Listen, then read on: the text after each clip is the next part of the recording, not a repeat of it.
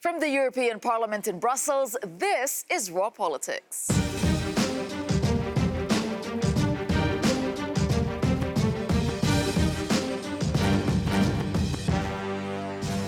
Thanks for joining us tonight, and this is what we have on the program for you. Do or die, derailed. Boris Johnson's Brexit strategy fails as British MPs block no deal and the snap election.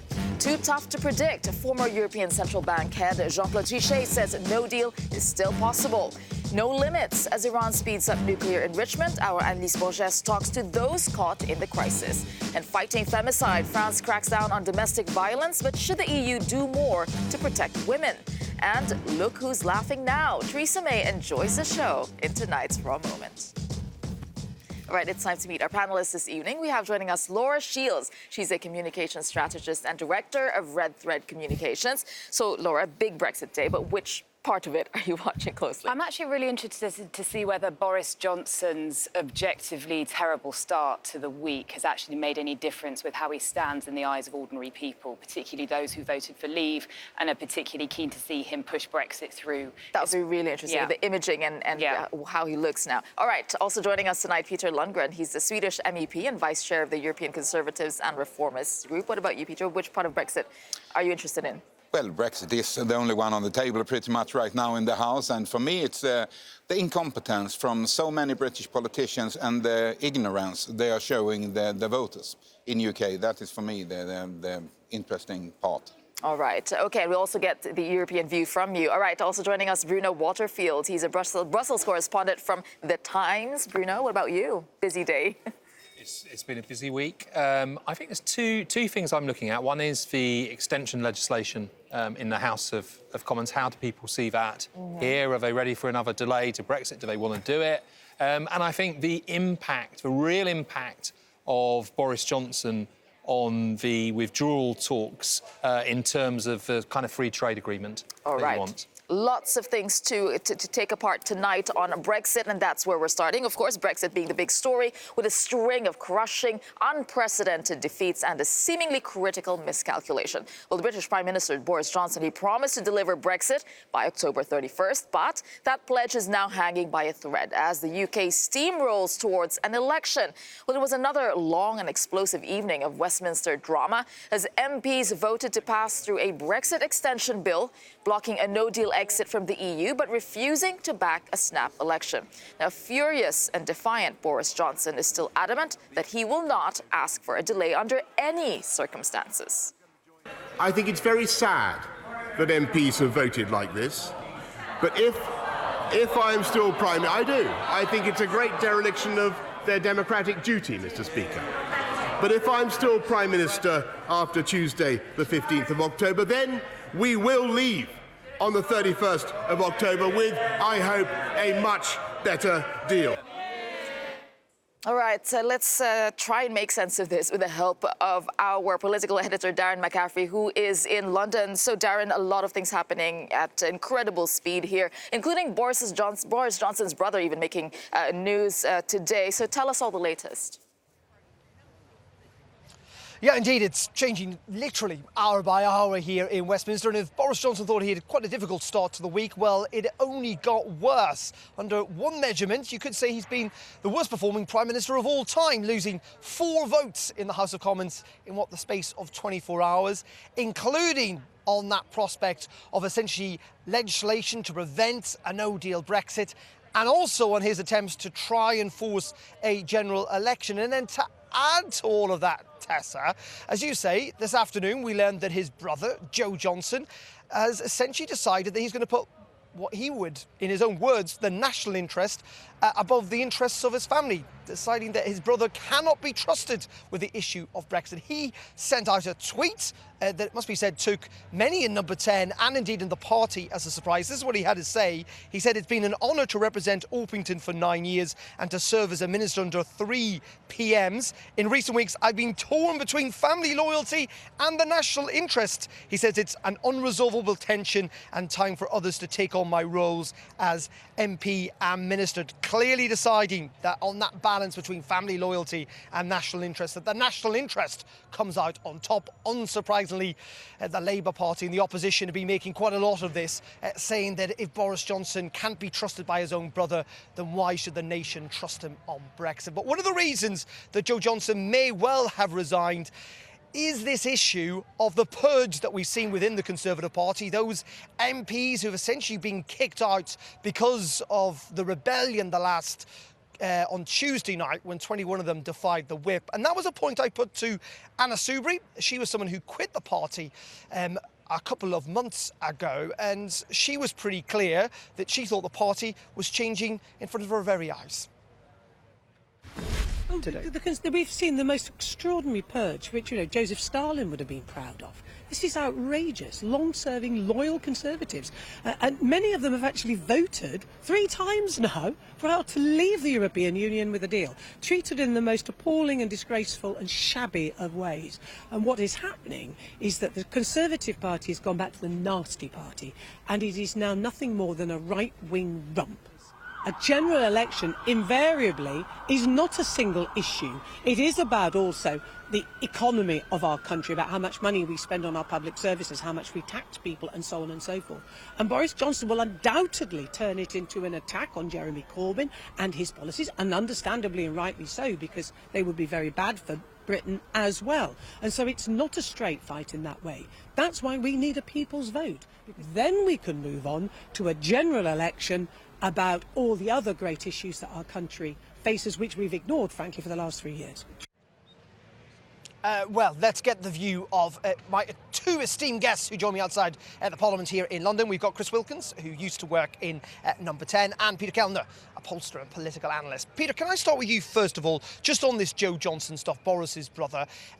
Is it damaging for the Prime Minister? I think it could be damaging, and I'll tell you why. It's not that the public know that Boris Johnson has a younger brother who's in politics. Most people don't.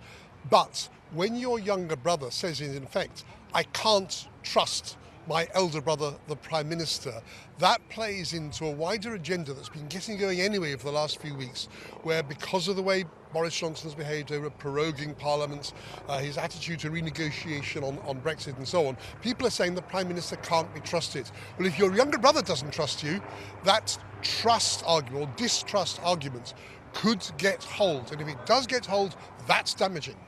Chris, let's look at the kind of strategy that we've seen play out. Many would say it's been probably a worse week for Boris Johnson than anyone predicted. Has Downing Street strategy just gone terribly wrong?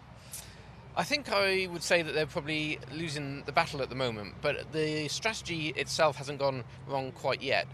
Depends what you think their strategy was. My view is that they've always been trying to stage an election in October, an election where they could say, look, we're here on the side of the people, and politicians and Parliament are blocking what the people want.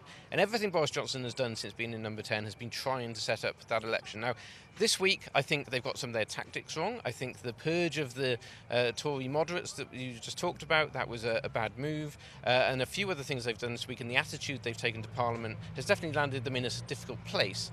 Ultimately, though, I think there's only one way this is going, which is that we will get to that general election. And once they get there, they've got the framing they want. So they're still on track, but they've not had a good week. So, Peter, when it comes to this election, and we all accept there is one coming, what's the end result going to be? Because some people say we're just going to end up in the same place we are now with a hung Parliament. We could well be in the same place. These days, and this election even more so, there are going to be a lot of MPs who are neither Conservative nor Labour. Probably more Liberal Democrats, more Scottish nationalists. You've got the MPs from Northern Ireland who don't belong to either main party. And that means that either Conservative or Labour has to have a big lead over the other to have an outright majority. And I think that's pretty unlikely. I think the Conservatives will lose seats in Scotland. It'll lose seats to the Liberal Democrats. It may pick up some seats from Labour in the Midlands and North, as it did 2 years ago. But will that be enough? I'm not sure it will. So best bet at the moment is another hung Parliament. And Chris, just very quickly, I think we need to explain, though, that Boris is quite a popular figure, particularly in England, and he'll be a far more effective campaigner than Theresa May was. Yes, that's true. I mean, he's quite a divisive figure. You either love him or you hate him, but he'll definitely be a better campaigner. And their strategy for this election is effectively the same strategy Theresa May had in 2017, which is to try and hoover up the Leave voters across party lines. She didn't manage to do that, partly because she wasn't a very effective campaigner and communicator. Boris is much better. But this time I think they've got a much better candidate, a much better organisation and a much clearer message, which is that if you want Brexit delivered, then Boris is the only person to do it, and the other side are not going to let it happen. And just one question and one answer, because I did this last night. I feel I should do it tonight. Is Britain going to leave the EU on October 31st? Yes or no? No. No. OK. Much more consensus tonight than it was last night. Tessa, just to let you know that Boris Johnson and the British government are going to try yet again on Monday, after the no deal legislation has passed, to try and force another election, or an election with another vote, I should say. And there may well be other tricks up the government's sleeve. So this saga is going to continue well into next week about trying to force that election on October 15th. All right, thank you for that, Darren McCaffrey and his guests. All right, I'll start with you, Laura. Is it, as they were discussing there, is it all roads leading to a general election now? And is this day one of campaigning, pretty much? I think I don't think this is day one of campaigning, because I think the campaigning's actually started from the Tory hustings back in the summer when he was trying to get the leadership. I think they've been building up to this for a long time.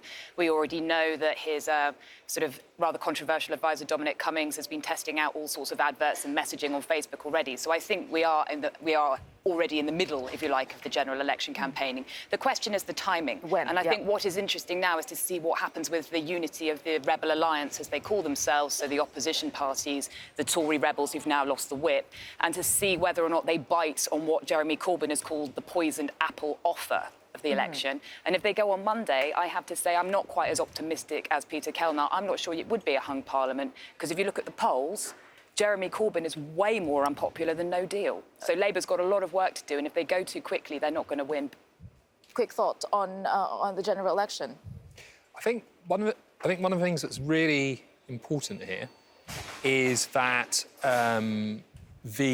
what Parliament is doing is reinforcing this argument that it is the people, in the form of a referendum decision to leave, versus for Parliament, which for a long time many people have criticised the House of Commons for being careerist, managerial. People are there for too long. Now, the more that MPs rebel, the more that they take control, they set up that dichotomy, if you like. They set up that sort of Manichaean battle between the people and the Parliament.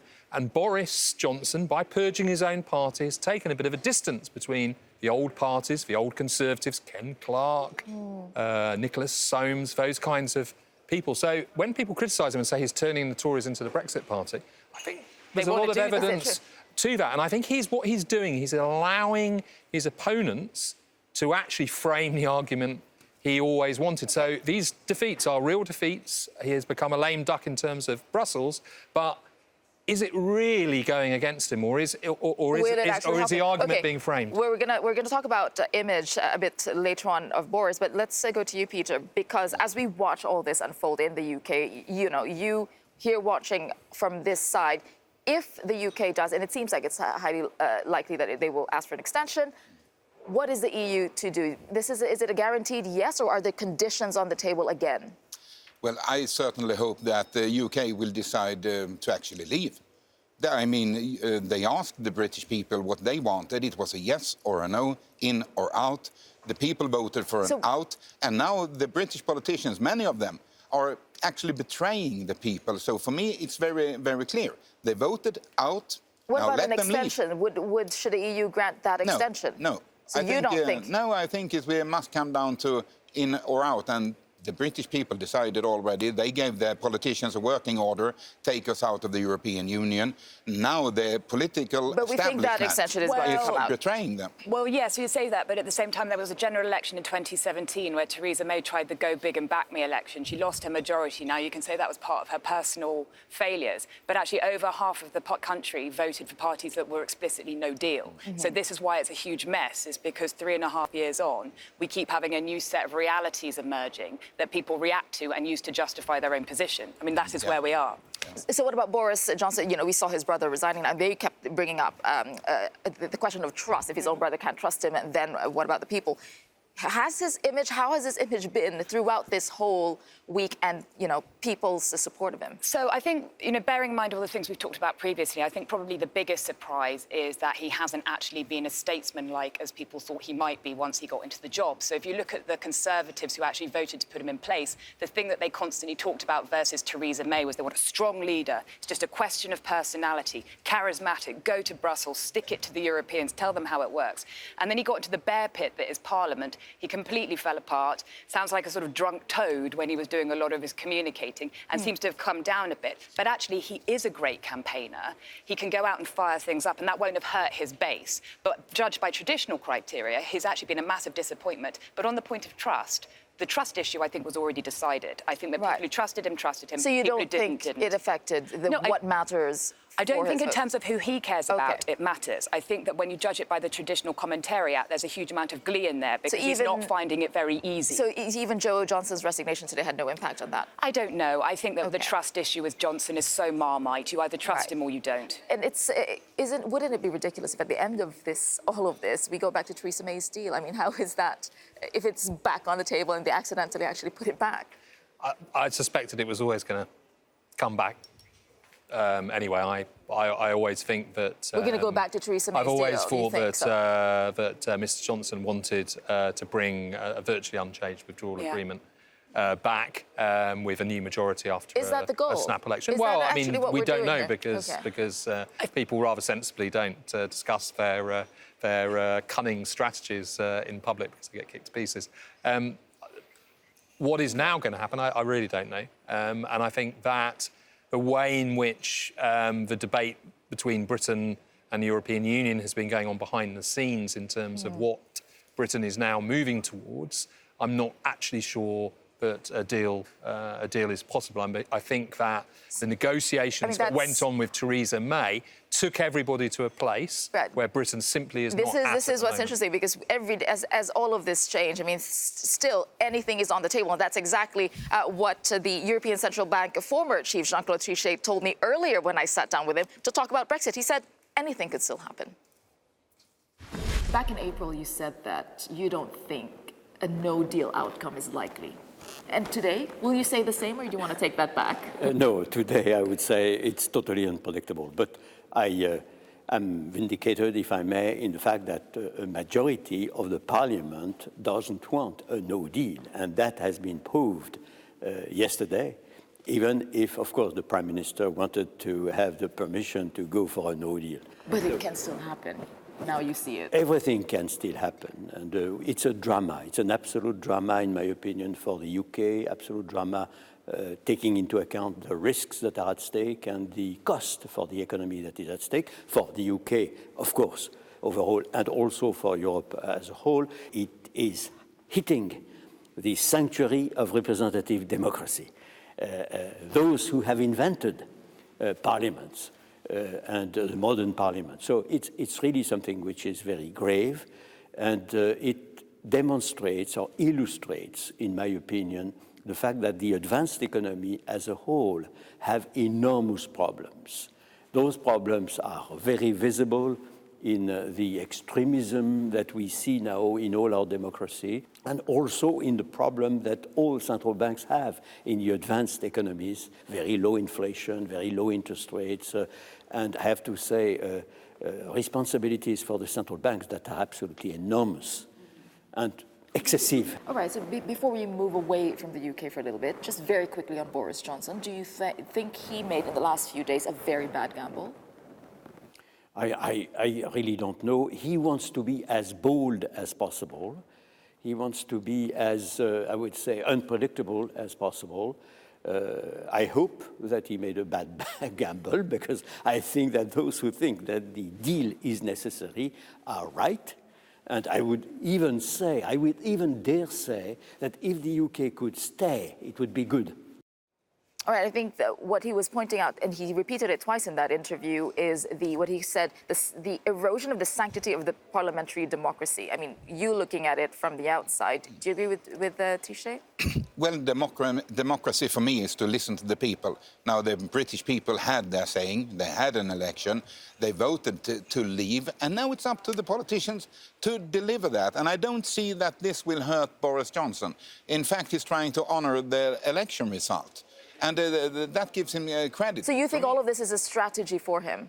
I think so, yes. It's, you see the same situation with Donald Trump, USA. They try to smear him and call him names. And I must say British media are quite ugly in doing that. They are trying to make fun of the Prime Minister. He's trying to deliver what the people voted for.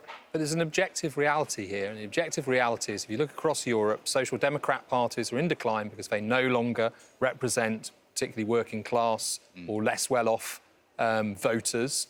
A lot of conservative and Christian Democrat parties have the same problem with their core constituency, don't really identify with people like Angela Merkel and more multicultural and all the rest of it. These developments have been going on for a long time, and it's true to say, particularly in Britain, where Labour Party has become very hollowed out, the Conservative Party, to a certain extent, a lesser extent, actually, because of the accidents of history, where people no longer see those careerists who've gone into Parliament for the whole of their lives as representing them anymore. All right, very quickly, Laura, because we have to move on. Well, I would say the big problem that the UK has is the first-past-the-post system, and the reason why people are so upset about the referendum result is because it was their first chance to get direct democracy where their vote would actually have a say. And as a result, Cameron promised to implement it when we don't have binding referenda in the UK, and that's a mess, and people are justifiably upset. Yeah. All right, well, now, having lost control of Parliament, Brexit, and an election, you have Boris Johnson. He's truly in need of a friend. Thankfully for him, he seems to have one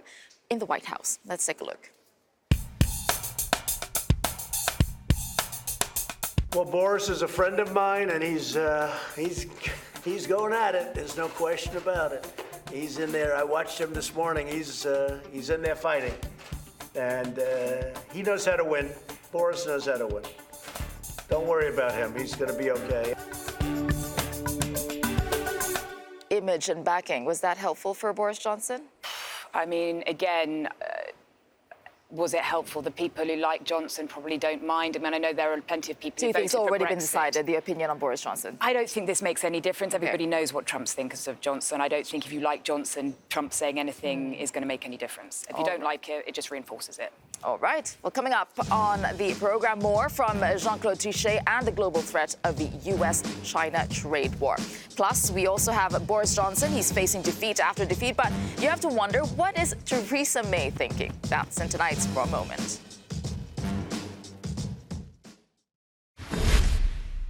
And let me tell you, if I wanted to do nothing with China, my stock market, our stock market, would be 10,000 points higher than it is right now.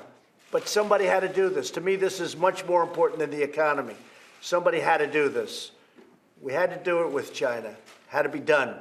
And I'm not even talking about purely economically. I'm talking about in other ways also. And it was out of control, and they were out of control. So we'll see what happens. If they want to make a deal, they'll make a deal. If they don't want to make a deal, that's fine. But all right, that was U.S. President Donald Trump there defending his trade war with China. And as Europe continues to feel the effects of that trade war, so can it get through the current economic slowdown unscathed? Well, here's the second part of my interview with former ECB head Jean-Claude Trichet. Let's take a look. Here in Europe, so Germany, also known as, the engine of Europe, it's not doing very well. Angela Merkel, she's in China today to meet with the leaders there. What are you watching out for in her visit, and what can she get out of there that will actually be good news? Well, first of all, of course, we are totally depending on the quarrel between the US and China. It has consequences that are gigantic. It weakens formidably global trade. Germany, of course, is particularly touched by global trade because it's an economy which was extraordinarily open to trading with the rest of the world. But it is the case also of the euro area and of the European Union as a whole. We are twice more open to global trade than the US. And with this US-China war, again, I quote to go back to what you said in May. You said you wouldn't bet on such stupid behavior coming from those who are in charge. That's your quote. Well, come September, there will be a new wave of tariffs. Did you completely misread Donald Trump and Xi Jinping in this? I mean, again, it's very, very surprising when you see events that are and decisions that are going against the interest of those who are taking the decisions. It is what we saw in the UK a moment ago. Again, it's very difficult to understand why, when you have real problems, you don't discuss the real problems in an appropriate fashion without creating additional problems. So I was calling permanently myself, of course, for the US to be reasonable and to defend their interests. So are you saying there's no longer reason in decisions making? I mean, since quite a lot of time, we see very erratic behavior, including vis-à-vis the European, from the new administration. So I hope very much that all this will calm down at a time, but for the present moment and for the past months and years and quarters, we really are seeing things that were not, I would say, experienced in the past. You're talking about Donald Trump in this case. I'm talking about the new administration of the United States. Yeah. Well, to talk about the latest developments, we have Michael Bloss, a German MEP from the Greens, and we have a journalist and broadcaster from Euractiv, Brian Maguire, and still with us, a Brussels correspondent for The Times, Bruno Waterfield. Okay, I'll start with you, Michael. Angela Merkel in China. She's going there arguably in a weaker position, trade-wise. Any expectations from this? Well, I mean, it's good that she's going there. It's good that Europe and Angela Merkel and we all are trying to keep the multilateral system. What has she got to offer? But what she got to offer is, I think there's a lot of different kinds of international things where sometimes China also needs Europe. We are trading with them as well. But I think eventually we are already seeing a slowdown in the economy. We are already seeing that in my constituency, for instance, there are layoffs happening, and we have to rethink maybe a little bit if we can rely on such unreliable partners. And I think the biggest problem we have is the climate crisis. We have to have a huge investment package to decarbonize our economy, and I hope this will get us over the slump. I mean, Germany's slowing down. Clearly, it's causing a lot of worries here. And you think this symbolically, this Angela Merkel trying to, win something from this visit, would it have any significance? I don't think it's going to have much impact, even if it has some significance. The real game has got to be in the Midwest of the United States. Donald Trump cannot sustain this level of aggression against China with the expectation that the manufacturing sector is already in recession in the United States. That's blue-collar jobs. He has an election coming up. So he has some space between now and October to de-escalate. They have another tariff set coming in December that will push tariffs up to about 23.4%. That's a lot. That comes out of consumer spending as well. So there's a whole circular downward spiral for the U.S. consumer, which U.S. voters, and coming up to an election, he can't keep that going. All right. And what about ECB ammunition? We're talking to Dr. Trichet, Christine Lagarde coming in as a new chief. Do they have any more ammunition left to keep the Eurozone afloat? Well, I think another recession for the Eurozone will test its defences to for full. And I mean, its defences, it sort of used up all its defences during the last crisis. It has never really transcended. I actually thought what Trichet said really showed the sort of deeply ingrained stupidity in the world of central bankers. And they really don't get it. The operations of the world market, central banks and very grand people like Christine Lagarde as they flit from five-star hotel in Verlaine is not equated with reason in the minds of most people because it doesn't follow their interests. It doesn't make their lives better. So what Trump is doing is redefining. By the way, the multilateral system was always based on American dominance, as we can see in this present moment. Anyway, what he is saying is your interests come first, and if that upsets people like Mr. Trichet, that Frenchman. But he undermines their interests. This is exactly the point. Quick one before we move on. Yeah, he's undermining the interest. These people in Midwest America cannot afford to pay for their lifestyles with one job, never mind two. They're going to lose their jobs because of recession, and they can't afford to buy the food that goes to the table. I mean, we're talking about multilateralism here. There are a lot of issues that fall under that. We'll make a turn now to Iran, another major global issue, a further step away from the 2015 nuclear deal. Because today, Tehran announced plans to speed up its uranium enrichment, and the U.S. responded with fresh sanctions against the country. And our correspondent, Annelise Borgeshi, is in Tehran, and she sent us this report. There really seems to be a strong desire among Iranian government officials to show the world that they will not be intimidated into renegotiating a nuclear deal. They will not be, quote, bullied by the United States. When President Hassan Rouhani was announcing the so-called third step, a third set of measures that further takes Iran away from the JCPOA, he was also sending a message to the world that Iran is ready to stick to its guns. But let's face it, Tehran seems to have very little to lose at this stage. Despite European efforts to salvage the nuclear deal, this accord is all but dead to Iran.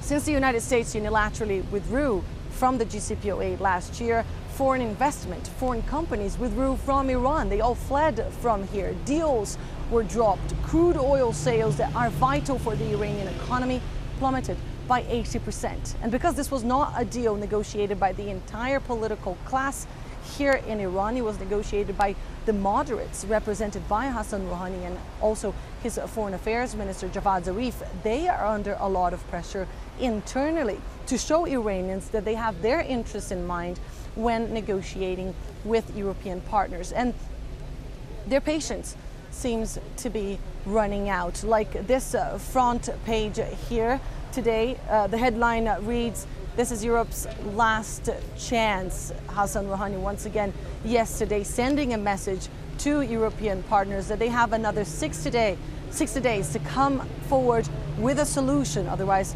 Iran will continue on its path further away from the deal and, of course, further away from its partnership with Europe. Well, there you go. Here's an example again of maybe multilateralism not quite working as we would want. But Michael, Iran seems to be trying to get a reaction from Europe at the very least. Do you think it's going to get any?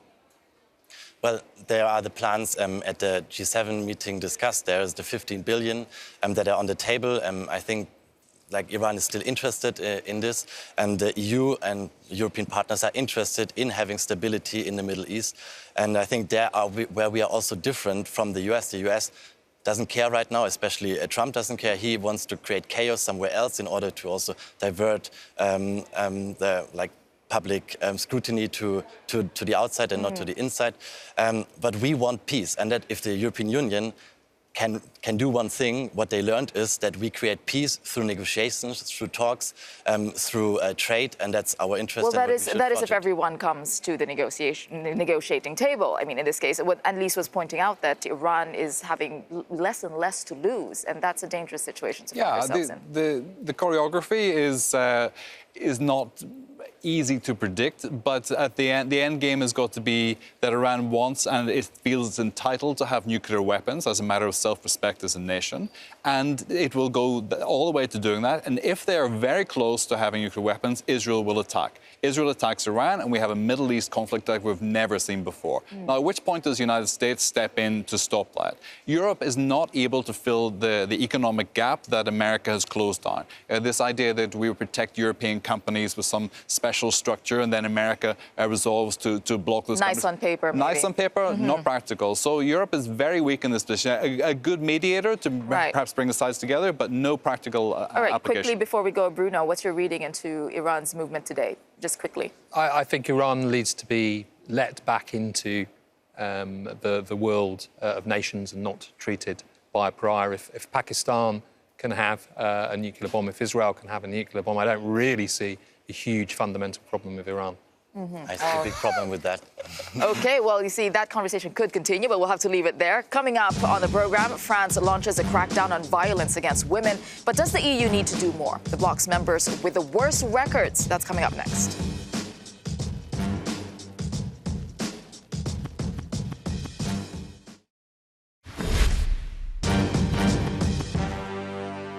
Welcome back to the program. So France is stepping up its efforts to fight violence against women. The government announced a number of emergency measures this week, including the creation of additional shelter places and an audit of police stations to see how complaints are handled. Now, it comes after people took to the streets in Paris to denounce the 100th femicide in France this year. Last year, 121 women were killed by their partners or ex-partners, and that's according to the Ministry of the Interior. And France isn't the only country with high femicide rates. If we take a look at the rates per capita across the EU, Romania comes out on top with 84 cases. It is followed by Northern Ireland with 8, but the country has only a population of 1.8 million. And we have 41 cases were recorded in Hungary in 2017. Finland came fourth with 20 femicides documented, followed by Latvia with 6. All right, joining us for this discussion is Samira Rafaela, a Dutch MEP from the Renew Group on the Women's Rights Committee, and also still with us, Michael Bloss, a German MEP from the Greens, EFA Group, and Brian McGuire, journalist from Euractiv. Okay, I'll start with you, Samira. Is this surprising to you, or do you think actually the numbers might be much worse than we're seeing? Yeah, well, this is, of course, extremely terrible. And of course, this should be surprising to all of us. But unfortunately, I know, that's also one of the reasons why I am in this commission, because this needs to be solved. It's actually unthinkable and unacceptable that there are still member states, for example, not ratifying the Istanbul Convention. And it is really important that we take that forward and that we as all say this is not acceptable anymore. So I find it really surprising that member states are not working with it. But what's at the core of the problem in Europe, actually? Yeah, well, obviously, there is a lack of common understanding when it comes to what women's rights is, when it comes to what human rights is. And I want to know why member states are not working with us to ratify the Istanbul Convention, but also to make sure that women are safe in their own environment, on the streets, in this. So you're talking about more from an EU level. But what do you think France is doing? Do you think these measures are actually going to change anything? I think they also have another measure which includes an electronic bracelet for those convicted of domestic violence. That's a proposal. I mean, do these things change anything? Yeah, I think the first thing is men have to understand that they won't get away with it. And that for too long, the culture has been one of silence and one of shame for the woman, and the shame should be upon the men. And in Northern Ireland, where I come from also, this has changed a lot in the last year in terms of process. The reporting of crimes is difficult to achieve a conviction at the end as well, and this discourages people. So the whole system has been reevaluated, and we have new laws in place to prevent this. And it's also about escalation. You must stop abuse early before it escalates to this level of homicide as well. So your point is men should understand that they can't get that they can't get away with it. And you know, one of the countries, Germany, the number, the rate is it doesn't compare. It wasn't in the chart, but in absolute terms, it's quite high because of the population. What is the problem there? What's being done? I mean, there's a big problem. I'm not sure even if we can compare the numbers very well, because we have different There's underreporting as well, and different ways of reporting. We don't even have in Europe a harmonized definition of what we're actually talking about. I think this is something what the European Union can do. But I think it's only the tip of the iceberg. If you think about 55% of European women have experienced sexual violence. There is a huge problem in this society. It's called sexism, it's called patriarchy. It's the idea that some men still believe that their women partners are some part of their property. So where does the solution come from here? I mean, are we talking EU level, or should it be each member state's responsibility? Well, first of all, there's a need for a common understanding when it comes to what women's rights is, and human rights. And human rights, of course. And von der Leyen, for example, she stated that she wants violence against women to be on the EU crimes list in the treaty. That is a very important first step. to make sure that we can really act upon it, and we have tools to act upon it. And also about the data, it's very important that it becomes more specific how much it happens. Is there a specific vulnerable group of women dealing with violence against themselves? I want to know if women feel safe enough to go to the police, for example. Right. We need specific data so that we can specifically target it. But again, I think it's really important that what von der Leyen already said is that we need to start with putting it on the EU crimes list. Because right now, there are lots of loopholes, or, this is... I don't know how much difference that'll make, to be frank. I think what's needed is education from a very young age about human rights and about respect for individuals, and to address... Because policy-wise, it's not going to stem it from the root, is no, that what it's you're not. saying? And how long would that change take, even if you were to go that direction as well? No, 3 out of 5 reported cases, only those that are reported, are not prosecuted successfully as well. So there's a huge gap, and I think it's unrealistic to expect that that's going to change. So there has to be some sort of intermediate approach which is effective and can be enforced without the necessity of prosecution. It's easy to talk about it on this level, right? But how do we implement it? What happens in Germany is so different from happening in Romania, where we saw, those but numbers. Is it? How? I mean, of course, there's different levels, and it's not the EU or like everyone has to work on this, because it's apparently a huge problem, because women are at least 50% of our society, and they are targeted. So, but what we can do, for instance, on the European level, we have the Daphne program in the budget. There needs to be much more for this. There needs to be shelters everywhere in the EU.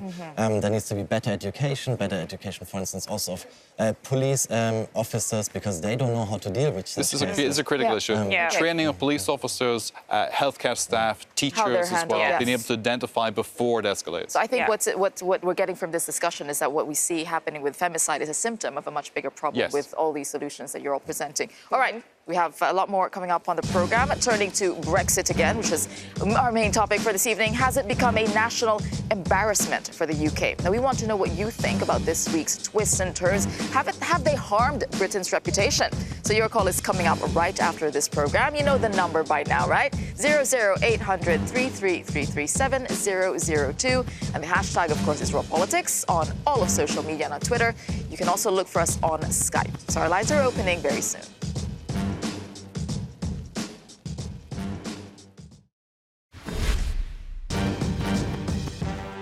Welcome back to the program. Now, as you know, after Raw Politics, we have your call where you get to voice your opinion, your thoughts, and have your say on all the topics we're discussing. And tonight, our Brussels correspondent, Jack Parrick, he is hosting this Your Call, and he will be joined by Judith Bunting, a British MEP from the Renew Group, and also Tom van den Driesche. He's a Belgian MEP from the Identity and Democracy Group. Okay, Jack. Obviously, Brexit is going to feature in tonight's Your Call. So what are we talking about? Yet again, Tessa, last night we had a really great debate, loads of people calling in, lots of different opinions. Take a look at what we're discussing this evening. The United Kingdom, united only in name perhaps. 3 years on from the Brexit vote, it's deadlock in the UK, which has clocked up 3 Brexit delays and 3 prime ministers. The latest, Boris Johnson, racking up an unprecedented 4 defeats in his first 4 parliamentary votes. Brexit has divided Parliament, divided the public, and dominated countless EU summits. So we're asking, is Brexit becoming a national embarrassment? One solution to the Brexit deadlock could be a general election. Boris Johnson says he wants one, though reluctantly. Meanwhile, Labour isn't keen for now. But there's no guarantee that a new parliament would be any less divided. So we want to know, would a UK election solve anything? La première urgence, c'est de protéger les femmes victimes de violences conjugales. Taking action. France launches a crackdown on violence against women. It comes as the number of women killed by their partners so far this year reaches 100. But it's not just a problem in France. Romania, Hungary and Finland have some of the highest femicide rates in Europe. So we're asking, does the EU need to do more to stop violence against women? Get involved and have your say. Is Brexit becoming a national embarrassment? Would a UK election solve anything? And does the EU need to do more to stop violence against women? This is Your Call. And here's how you can get in touch. You can phone us for free on 00800 33 33 702. You can send an email to us at rawpol@euronews.com. On social media, you can use the hashtag #RawPolitics, and we can see your face if you give us a call on Skype. Pick up the phone, let us know. We want to hear from everyone across the European Union. All right. Well, Brexit being a big story here in Europe, but I mean, just over the summer holidays, even in our travels, when you mentioned the UK, Brexit really is the first thing that comes to mind. And, we're asking our viewers today, is Brexit becoming a national embarrassment? It'll be interesting to know what people think about this, no? If it is an embarrassment, then it's one we have to put up with, because if we go through any Brexit, any kind of Brexit, not just a no-deal Brexit, if we go through with Brexit, then the UK is going to suffer madly and badly. We're going to have a recession that will hit everyone, Remainers and Leavers alike. So we have to carry on fighting until we get a people's vote to try and take back the decision to go into this unwise, crazy Brexit. I mean, go ahead. Well, I don't think it's an embarrassment for Great Britain. I'm just looking at the democratic process unfolding at the Parliament. I think it's an embarrassment for the European Union. If this is some kind of club, some kind of Hotel California, you can check out any time you like, but you can never leave. This is not what this is all about. But we don't want to leave. Well, I beg to differ, because you had a referendum. I know in Europhile elites here in Brussels, they tend to think that people are not allowed to vote to get out, or to be allowed to vote to disagree. We have seen it in the past. We have seen it in the referendum in Denmark. We have seen it in Ireland. What happens then? Then they just gave a second referendum. So this is not respect for democracy. Yeah, and I think, go ahead, because I think what we're interested, we're talking about embarrassment and identity and etc. Is that, does it really matter, really? It's such a big issue here in the European Union right now, and this discussion over Brexit. I think it's a really interesting, this idea of embarrassment and national humiliation. You see banded around all over the place. The word humiliation, yes. And it isn't sorry, I cannot let that go. It is not humiliating. There are aspects of it, though. For instance, okay, today the aspect that is humiliating is that we had a referendum with no definition of what Brexit was. That was the humiliation, if you want to get really personal. But now we're in a situation where we have got to stand up for our rights. We have got to stand up for logic and sense and the good of the country. You want to say something? Do you know something? what? Your Call is such a great fun show. We have these two guests in the studio Exactly. with us. Is This it a humiliation? beginning. Is it an embarrassment? Get in on the conversation. Exactly. And also, we're talking about, is a general election, is everything leading to a general election? But would it actually solve anything? Okay, maybe from an outsider's point of view. I'm not British. I'm not going to tell what you have to do. I respect your choices, that's all. But looking from abroad, I do have an opinion. I'm seeing Theresa May, who said Brexit means Brexit, but she didn't have a majority to get the deal passed, or the so-called deal passed. Because if Parliament rejects the deal, there is no deal. So then the no-deal Brexit scenario... Yeah, so now an election. Maybe. Well, maybe an election, but there must be some kind of majority for some kind of solution. And I'm thinking this is some kind of power play between the European Union and Great Britain.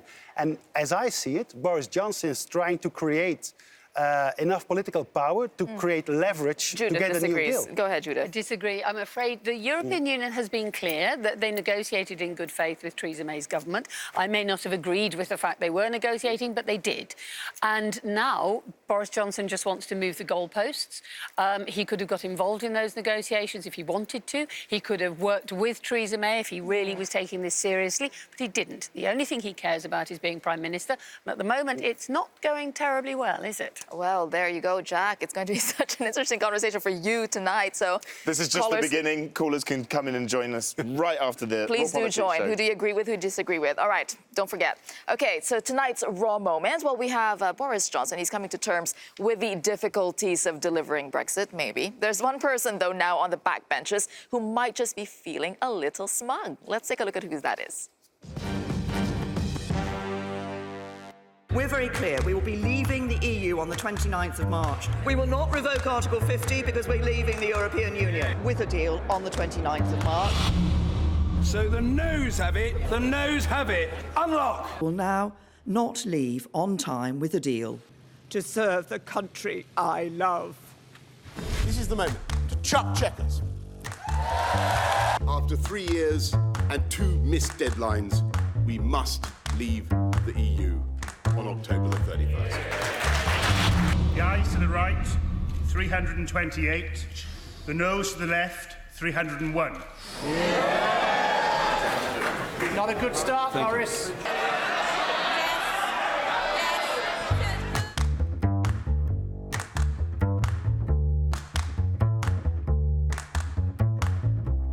Well, what must Theresa May be thinking now, huh? What do you think? Well, I was wondering whether we'd see her lined up with the other 21 Conservatives who didn't vote with the party, to be honest. But she didn't. But she didn't, no. She stayed and she's supporting Boris now, so... I wonder about that. I wonder if it's more about the optics of just staying in the line with the Conservative A class Party. or, you know, is that it? Of course, but we're talking about the future of a nation. We're talking about the future of a great nation. Optics should not come into it. Well, that's why you need a decision as soon as possible. And I think I have the impression that Johnson is aiming for that. He's saying Brexit does not only mean Brexit. I will get out on the 31st of October. He asked Parliament. He doesn't have a majority. It seems logic. You go to the ballot box. Yeah. Yep. It seems logic to me. And if we do go to the ballot box, then the one thing I can tell you is the Liberal Democrats are going to do quite well. I mean, isn't it interesting? So it's a tough job, basically, is what we're seeing. Prime Ministers in the UK. All right, we want to hear from you on all of our topics. And again, your call is coming up right after this program. So use the hashtag #RawPolitics. We're checking all of social media. Thank you so much for joining us tonight. Have a good evening.